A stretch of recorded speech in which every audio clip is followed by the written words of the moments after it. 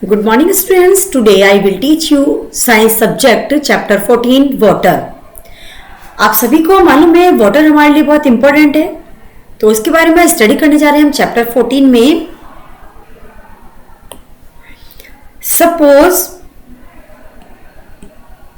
Suppose for some reason your family gets only one bucket of water every day for a week. Imagine what would happen. Would you be able to cook, clean utensils, wash clothes or bath? What are the other activities you would not be able to do? What would happen if we do not have easy access to water for a long period of time? तो देखिए जो हमारा जल है, मान लीजिए आप suppose कीजिए कि किसी भी कारणवश आपके परिवार को एक सप्ताह तक यदि प्रतिदिन एक बाल्टी जल मिलता है, तो कल्पना कीजिए, इमेज कीजिए, तब क्या होगा. क्या आप खाना पकाना, कपड़े धोना, बर्तन साफ करना, स्नान करना जैसे कार्य कर पाएंगे? इनके अतिरिक्त अन्य कौन कौन सी क्रियाकलाप है जिन्हें आप नहीं कर सकते हैं? तो देखिए इसमें क्या अब अनुभव करेंगे, काफी लंबे समय तक हमें आसानी से जल प्राप्त नहीं होगा. तो तब क्या होगा, तो पीने के अतिरिक्त भी जो हमारे काम है बहुत सारे जिनके में पानी की आवश्यकता होती है, उनको अनुमान कर सकते हैं एक दिन में जल की लगभग कितनी मात्रा का उपयोग हम करते हैं. हम कभी इस चीज पे ध्यान नहीं देते हैं.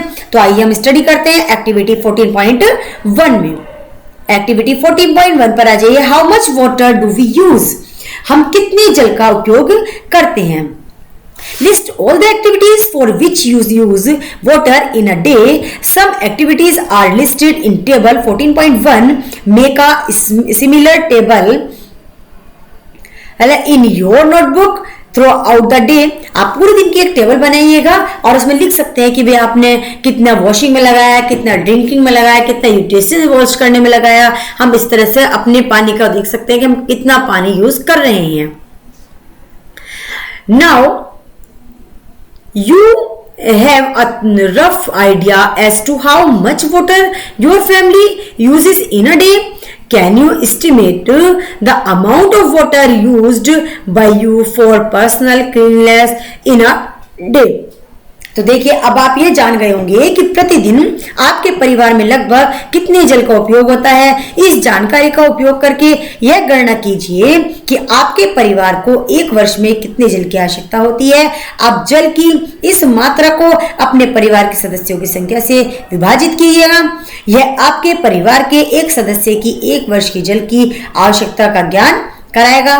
पता लगाइए कि आपके गांव या शहर में कितना जल प्रतिदिन प्रयोग में आ रहा है. आपके इसमें आप देख सकते हैं you have listed a number of activities for which you use water. Do you think our water requirement is limited to activities like these? आपने ऐसे बहुत से क्रियाकलापों की सूची बनाई भी होगी जिनमें आप जल का उपयोग करते हैं. क्या आप सोचते हैं कि हमारी जल की आवश्यकताएं इसी प्रकार के क्रियाकलापों तक ही सीमित हैं? हम गेहूं, चावल, दालें, सब्जियां तथा अन्य बहुत सी खाने की वस्तुओं का प्रतिदिन उपयोग करते हैं. हम जानते हैं कि कुछ रेशे जिनका उपयोग हम कपड़ा बनाने में करते हैं पौधों से ही प्राप्त होते हैं तथा इन्हें उगाने के लिए जल की आवश्यकता नहीं होती है. क्या आप जल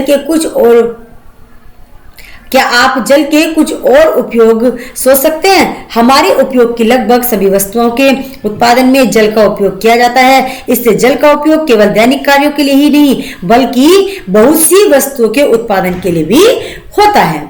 नेक्स्ट इंपॉर्टेंट एक्टिविटी हमारी आती है 14.2. Where do we get water from? हम जल कहां से प्राप्त करते हैं? Where do you get the water that you use? Some of you may Each of us may be getting water into our homes in different ways, but finally all of us get water from the same sources such as ponds, lakes, rivers and wells. We have discussed some of the source of water. Where does the water come from to fill these ponds, lakes, rivers and wells? तो देखिए, हमने प्रत्येक का अपने घरों में जल प्राप्त करने का ढंग अलग अलग होता है, इसलिए हम सबके जल के से एक से ही स्रोत होते हैं, जैसे तालाब, झील, नदी, तांबा, कुआं आदि। ये सब जल के हमारे स्रोत होते हैं। हमने अपनी डिस्कस करते हुए कुछ जल स्रोतों का उल्लेख किया है। इन तालाबों, नदियों, झीलों और कुओं को और भरने के लिए जल कहाँ से आता है, ये बात हमारे दिमाग में घूमती रहती है। तो चलिए इसका स्टडी करते हैं।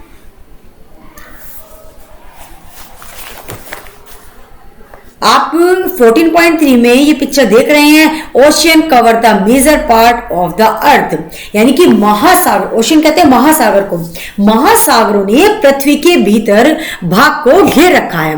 क्या आप जानते हैं कि पृथ्वी का 3 भाग जल से घिरा हुआ है?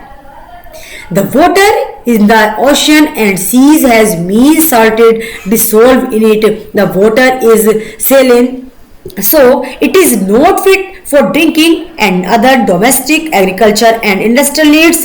You might have heard the famous lines of the poem Rime of the Ancient Mariner, written by S.T. Coleridge in 1798. समुद्रों और महासागरों में जो जल होता है उसमें कुछ लवण घुले होते हैं, वो खारा होता है, उसमें नमक होता है, इसलिए यह पीने के लिए उपयुक्त नहीं होता है। अन्य घरेलू काम धंधों में, खाना वगैरह बनाने में भी यह हमारा सही नहीं होता है। कदाचित आपने एस.टी. कॉलरिज द्वारा लिखी हुई एक पोएम को ध्यान रखा होगा। ये पंक्ति सुनी होगी। कौन सी पोएम थी? Rhyme of the ancient martyr. तो एस.टी. कॉलरिज ने लिखी थी, हर जगह जली जल, पीने के लिए कोई बूंद नहीं। ये कविता थी, बहुत सुंदर। Here the poet has described the plight of sailors on the ship and lost in the ocean. Yet ocean plays an important role in supplying the water that we use. Do you find this surprising? After all, the water that we use is not salty. Many of lives in places far away from the ocean. तो देखिए, महासागर हमारे उपयोग के लिए जल आपूर्ति में एक आवश्यक भूमिका निभाते हैं। क्या आपको यह आश्चर्यजनक लगता है कि आखिरकार जो जल हम उपयोग करते हैं वह खास नहीं होता है?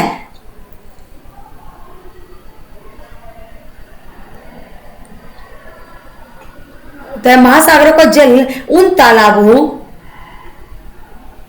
झीलों, नदियों और कुओं में से कैसे पहुंचता है जो हमें जल की आपूर्ति बताते हैं? ऐसा क्यों है कि इन स्रोतों का जल, ऐसे महासागरों का जल उन तालाबों, झीलों, नदियों तथा उन कुओं से एक कैसे पहुंचाता है जो हमें जल किसी भी प्रकार से खारा हो सकता है?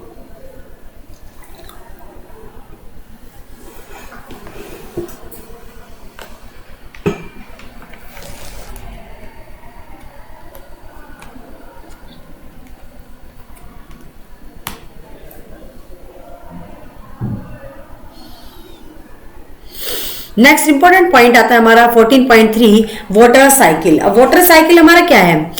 वाटर साइकिल को हिंदी में कहते हैं हम जल चक्र। अभी जल चक्र हमारा क्या है, इसके बारे में स्टडी करते हैं हम। disappearing trick of water. How many times have you noticed that water spilled on the floor dries up after some time? The water seems to disappear. Similarly, water disappears from wet clothes as they dry up. Water from wet roads, rooftops and a few other places also disappears after the rain. Where does this water go? तो देखिए, आपने कितनी बारी देखा भी होगा कि फर्श पर फैला हुआ जल कुछ समय बाद अपने आप ही सूख जाता है। यह जल विलुप्त होने लगा प्रतीत होता है। इसी प्रकार गीले कपड़ों के सूखते समय भी जल विलुप्त हो जाता है। वर्षा के पश्चात गीली सड़कों, छतों तथा अन्य स्थानों से भी जल विलुप्त हो जाता है। यह जल कहाँ चला जाता है? क्या आपने अध्याय 5 में क्रियाकलाप 6 याद है, जिसमें हमने उस जल को गर्म किया था जिसमें नमक घुला हुआ था। हमने क्या पाया था कि जल वाष्पित हो गया है तथा नमक शेष रह गया है। इस क्रियाकलाप से हमें यह बोध होता है कि गर्म करने पर जल जलवाष्प में परिवर्तित हो जाता है।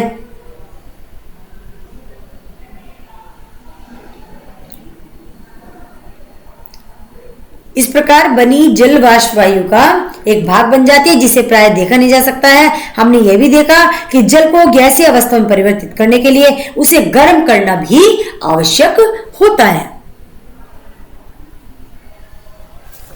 नेक्स्ट आती है हमारी एक्टिविटी 2। अब एक्टिविटी 2 में हम क्या स्टडी करेंगे? Take new similar pieces is place one of the pairs in sunlight and keep the other under shade. Now pour equal amount of water in which of the plates you can use a cup cap of a bottle to measures.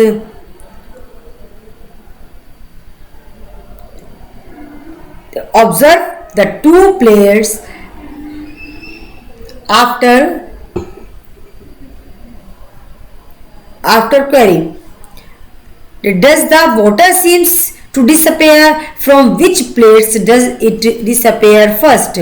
What is the source of heat for the evaporation?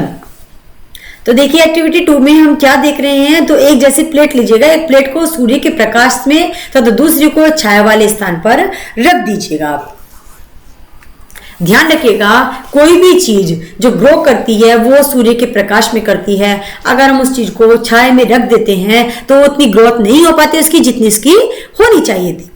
दिन के समय सूर्य की किरणें महासागरों, नदियों, झीलों और तालाबों में भरे जल पर पड़ती हैं। खेल तथा अन्य भूमि क्षेत्र भी सूर्य की किरणों से ग्रहण करते हैं। इसके फलस्वरूप इन सभी का जल निरंतर वाष्प में परिवर्तित होता रहता है। तथापि जल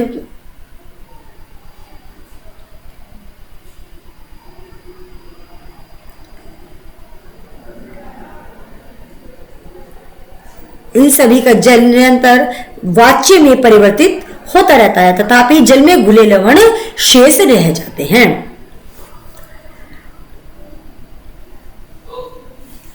एक्टिविटी 2 में हमने यह भी देखा कि छाया वाले स्थान पर रखी हुई प्लेट में जल विलुप्त होता है, तथापि इसमें अधिक समय लगता है तथा क्या सूर्य प्रकाश की ऊष्मा यहां भी पहुंच जाती है? हाँ, ऐसा इसलिए होता है क्योंकि दिन के समय हमारे चारों ओर की वायु भी गर्म हो जाती है। गर्म वायु छाया में रखे जल को वाष्पित करने के लिए ऊष्मा प्रदान करती है।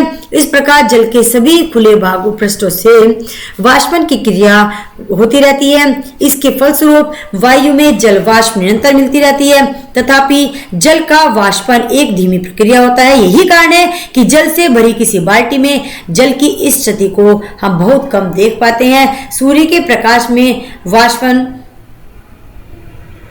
तेजी से होता है। जल को किसी बर्नर पर गर्म करने पर वाष्पन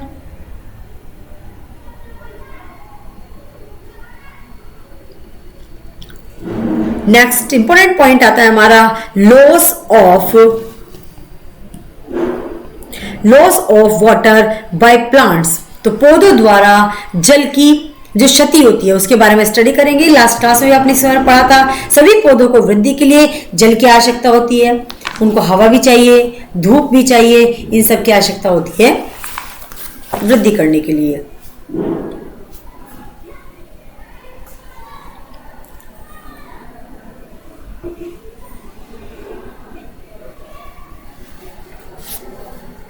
नेक्स्ट आता है हमारा point how are clouds formed. Activity 3। तो देखिए take a glass half filled with water, wipe the glass from the outside with the clean pieces of cloth, add some ice into the water, what for 1 or 2 minutes, observe the change that take place on the outer surface of the glass. From where do water drops appear on the outer side of the glass? The cold surface of the glass is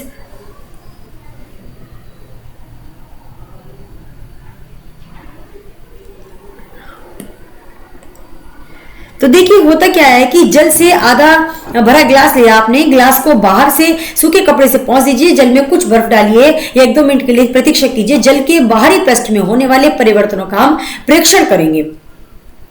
अब जल को पृथ्वी के पृष्ठभाग पर, the process of the condensation plays on the important role in the bringing water back to the surface of the earth. How does it happen? As we go higher from the surface of the earth, it gets cooler. When the air move up, it gets cooler at sufficient height. The air becomes so cool that the water vapor present in it consists. तो देखिए होता क्या है कि जैसे जैसे हम पृथ्वी के पृष्ठ से ऊपर जाते हैं ताप कम हो जाता है, जैसे जैसे वायु ऊपर उठती जाती है, ठंडी होती जाती है, पर्याप्त ऊंचाई पर वायु इतनी ठंडी हो जाती है कि इसमें उपस्थित जल वाष्प संघनित होकर छोटी छोटी जल की बूंदों, जिनको जल कणिका भी कहते हैं, इस प्रकार की बनी हुई बहुत सी जल कणिकाएं आपस में मिलकर एक बड़े आमाप में जल की बूंदें बन जाती हैं। तो स्टूडेंट्स, आज के इस पीरियड में हम अपने चैप्टर को यही स्टॉप करते हैं। सभी को अच्छे से वीडियो को वॉच करना है, बुक के से करनी है। Thank you everyone.